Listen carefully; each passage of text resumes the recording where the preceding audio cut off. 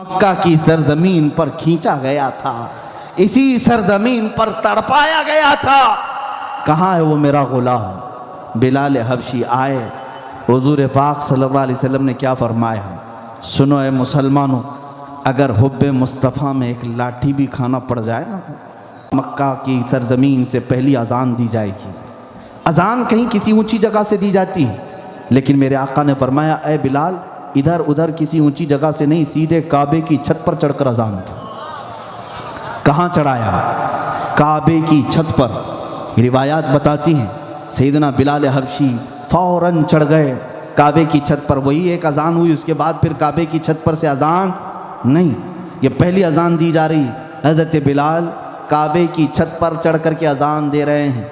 अल्लाहु अकबर। बीच में एक बात मैं बता दूं, हज़रत बिलाल के मुतालिक जो शारहीन हैं, जो शाकान मुस्तफ़ा हैं, तशरीह करके ये बताते हैं कि चढ़ने के बाद उनको ये एहसास हुआ कि मदीने में रहता था तो काबे की तरफ मुँह करके अजान देता था, और अब काबे की छत पर चढ़ा हूँ, काबा नीचे है, मैं काबे की छत पर हूँ। वहीं से पूछा, या रसूल अल्लाह, मैं मदीने में मस्जिद नबवी में अजान देता तो काबे की तरफ मुँह करके देता, अब तो काबे की छत पर चढ़ा हूँ, अब चेहरा किधर करूँ? मेरे आका ने फरमाया, बिलाल मेरी तरफ देख कर करो। इसी को तो बरेली के इमाम ने कहा था, हाजियो आओ शहंशाह का रोजा देखो। काबा तो देख चुके, काबे का काबा देख, काबा तो देख चुके, काबे का काबा देखो। बिलाल हबशी रज़ियल्लाहु ताला अन्हु ने अजान दी। ये वाक़या तो मौजूद है, लेकिन मैं पूछना चाहता हूँ, इस पूरे वाक़े में सिद्दीक़ अकबर को चढ़ा देते, फारूक आज़म को चढ़ाते, उस्मान व अली रज़ियल्लाहु अलैहिम अजमाइन को चढ़ाते, अजिल्ला सहाबा में कोई चढ़कर अजान देते? नहीं। हुजूर सल्लल्लाहु ताला अलैहि वसल्लम ने इस मक्का की सरजमीन पर गुलामी करने वाले और उसके बाद आज़ाद होने वाले बिलाल हबशी को खाने काबा की छत पर चढ़ाया। मेरे अजीजों, पूछो तो मैं बताऊं कि बुजुर्गों ने फरमाया, दर हकीकत यहां से ये मैसेज देना था, जो नबी कौनैन की मोहब्बत में एक जख्म भी खाए, अरे तख्त तो कुर्सी क्या, काबा भी उसके तलवों के नीचे आता है।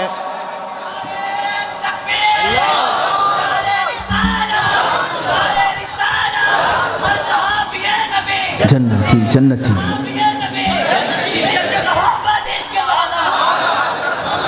मेरे अजीजों,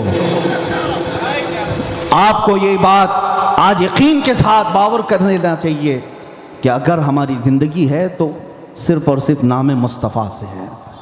उस नाम को हटा दोगे तो फिर तुम्हारी ज़िंदगी में कुछ भी नहीं रहेगा। तुम्हारे चेहरे बेरौनक हैं, तुम्हारी ज़िंदगियाँ उजीरन हैं। उस नाम पाक में रूह है, हयात है, जान है। जब जब तुम हुजूर पाक का नाम दोहराते रहोगे, ज़िंदगी में उतना ही इजाफा होता चला जाएगा। इसीलिए तो इमाम इश्क मोहब्बत ने कहा, जान है इश्क मुस्तफ़ा, रोज़ फजू करे खुदा, जिसको हो दर्द का मज़ा नाज़े दवा उठाए क्यों। और फिर मेरे इमाम अहले सुन्नत फाजिल बरेलवी ने हम गुलामों को ये बार बार समझाते हुए कहा कि हुजूर से वफादारी ऐसी करो, फिर के गली गली तबाह, ठोकरें सबकी खाई क्यों। फिर के गली गली तबाह, ठोकरें सबकी खाई क्यों। दिल को जो अक्ल दे खुदा, तेरी गली से जाए क्यों। उनके होकर रहो, हुजूर के दरबार के बन करके रहो, फिर दुनिया तुम्हारी क्या, तुम्हारी जूतियों की भी बोली नहीं लगा सकेगी, खरीद नहीं सकेगी। जानते हैं सहाबा को मक्का वालों ने पकड़ा भी। हज़रत खब्बाब एक सहाबी हैं, उनको मक्का वालों ने गिरफ्तार करके सूली पे चढ़ाया, उनकी नाक काटा, कान काटे, आँखों में से सलाइयाँ फेरी, नाखूनों को पकड़ से खींचा, होंठ काट दिए, सब कर लिया। और फिर बाद में ये कहा, ए खब्बाब, क्या ये अच्छा होता तुम्हारी जगह मोहम्मद होते और तुम आराम कर रहे होते सल्लल्लाहु अलैहि वसल्लम। हज़रत खब्बाब जिस्म के छलनी हो जाने के बाद भी जलाल में आते हैं, जालिमो, तुम कहते हो इस जगह मेरे नबी होते और मैं आराम कर रहा होता। कसम खुदा की, तुमने ये सब काट लिया, अभी मेरे जिस्म की 1000 बोटियां कर लो, ये मुझे गवारा है, लेकिन मेरे मुस्तफ़ा के कदमों में कांटा भी चुभ जाए, ये मुझे गवारा नहीं। ये वफादारी थी उन सहाबा की। ये रसूल पाक सल्लल्लाहु ताला अलैहि वसल्लम के शहदाई वफादारी का हक अदा करते थे। और उन्हीं सहाबा का यह हाल था मेरे अजीज़ों, जिनको दुनिया देख देख करके थक चुकी थी और ख़रीद ना सकी, न कैसर और किसरा उन्हें ख़रीदे। एक बार की बात है कि बड़े बड़े लोगों ने एक कासिद को भेजा, जाओ मोहम्मद सल्लल्लाहु अलैहि वसल्लम के साथी कैसर और किसरा को फतह करने की बात करते हैं, क्या ताकत है उनके पास। उरवा बिन मसूद सख्फी एक शख्स आया कासिद बन करके हुजूर के ये दीवानों और फरजानों को देखने के लिए, इनके पास हथियार कितने, ताकतें कितनी हैं। वो तलाश करते रह गया, कोई हथियार और कोई बड़े असलहे नहीं मिले, लेकिन एक चीज़ मिली उसको। जो कासिद आया था उसे क्या चीज़ मिली, एक दिन वो देखता है मगरिब की अजान हो रही है, हुजूर पाक सल्लल्लाहु अलैहि वसल्लम वज़ू फरमा रहे हैं, सहाबा सब इर्द गिर्द हुजूर के जमा हैं और घेरे हुए हैं। और ये उरवा बिन मसूद सख्फी कहता है, मैं करीब जाकर के देखा यार क्या हो रहा है, देखा तो मोहम्मद सल्लल्लाहु अलैहि वसल्लम वज़ू कर रहे हैं, और जब वो हाथ धोते हैं, कुल्ली करते हैं, नाक में पानी चढ़ाते हैं, चेहरा धोते हैं, तो वो उरवा बिन मसूद कहता है मोहम्मद सल्लल्लाहु अलैहि वसल्लम के वज़ू का एक कतरा भी ज़मीन पर नहीं गिर रहा। कोई सहाबी अपने हाथ बढ़ा रहा है, कोई दामन फैला रहा है, कोई अपने जिस्म से वो पानी लगा रहा है, यहाँ तक कि हुजूर अगर खखारें, कुल्ली करें, उसको भी सहाबा ले लेते, अपने चेहरों से लगा लेते, अपने जिस्मों पर मल लेते, अपने कपड़ों पर पोंछ लेते। उरवा बिन मसूद कहता है पूरा वजू हो गया, मैंने देखा एक कतरा भी पानी का जमीन पर नहीं गिरा, सब ये दीवानों ने, इन फरजानों ने अपने जिस्म पर मल लिया।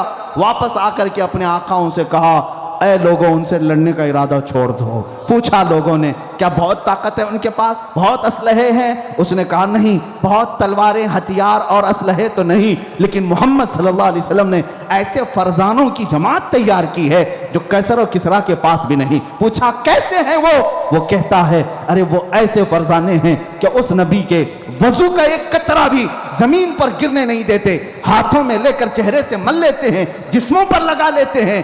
तो जिनको मेरे मुस्तफ़ा हुजूर सल्लल्लाहु अलैहि वसल्लम के वजू के कतरे को गिरने देने का भी इतना बड़ा ख्याल है, वो उस मोहम्मद के खून का कतरा कब गिरने देंगे?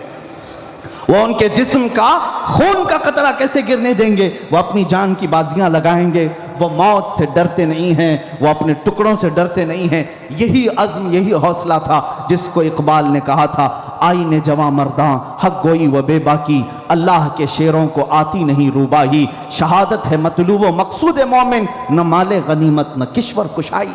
अजीज़ा ने गिरामी वक़ार, सहाबा इकराम रिज़वानुल्लाह ताला अलैहिम अजमईन के ये वाक़यात जो मैंने बताए, इससे हमें ये दलील लेनी चाहिए, ये सबक लेनी चाहिए कि अगर हुजूर के हो करके रहो तो हर ताकत को ज़ेर कर सकते हो, हर ताकत को ज़ेर कर सकते हो। और मेरे रब का ये वादा है, काना हक़्क़न अलैना नस्रुल मुमिनीन, अल्लाह फरमाते हमने अपने ऊपर लाजिम कर लिया है कि मदद करेंगे तो ईमान वालों की करेंगे। कुरान क्या कहता है? मदद करेंगे तो ईमान वालों की करेंगे। हमने पूछा ईमान किसे कहते हैं? ईमान वालों की अल्लाह मदद करने का वादा कर रहा है, तो हमने पूछा ईमान किसे कहते हैं? खुद मेरे आका ने फरमाया, ला युमिनु अहदुकुम हत्ता अकूना अहब्बा इलैहि मिन वालिदिही व वलदिही वन नासि अजमाइन। ईमान किसे कहते हैं? सुनो, हुजूर फरमाते हैं उस वक्त तक तुम्हारा ईमान कंप्लीट नहीं हो सकता जब तक तुम अपने माँ बाप, औलाद और सारे इंसानों से ज्यादा हुजूर से मोहब्बत ना कर लो। यह है ईमान। जब तक तुम उनसे सबसे ज्यादा मोहब्बत ना करोगे तब तक तुम्हारा ईमान कंप्लीट नहीं है। ऐ मुसलमानों, अब मैं अपनी गुफ्तगू को समेटते हुए इस बात की तरफ लाता हूँ, गैरत जिसको कहते हैं, खुददारी और वफादारी, दो ऐसी चीज़ें हैं जो तुम्हें बहुत आला सतह तक ले जाती हैं। हुजूर अकरम सल्लल्लाहु ताला अलैहि वसल्लम की शान में कोई नाज़ेबा कलमात कहे तो फिर उसको बर्दाश्त हरगिज़ न करना, कतान बर्दाश्त न करना। जो ताकत है, जिस तरह की हैसियत है, उसका इस्तेमाल करो और जवाब देने की कोशिश करो, वरना क़यामत के दिन पकड़ आएगी, तुम्हारा कोई उज़्र कबूल नहीं किया जाएगा। तुम ये कह करके नहीं बच सकोगे कि मैं गवर्नमेंट सर्वेंट था, बोलता तो नौकरी चली जाती। तुम क़यामत के दिन ये उज़्र नहीं कर सकोगे, मैं मज़दूर आदमी, मेरी ताकत नहीं थी, क्या जवाब देता।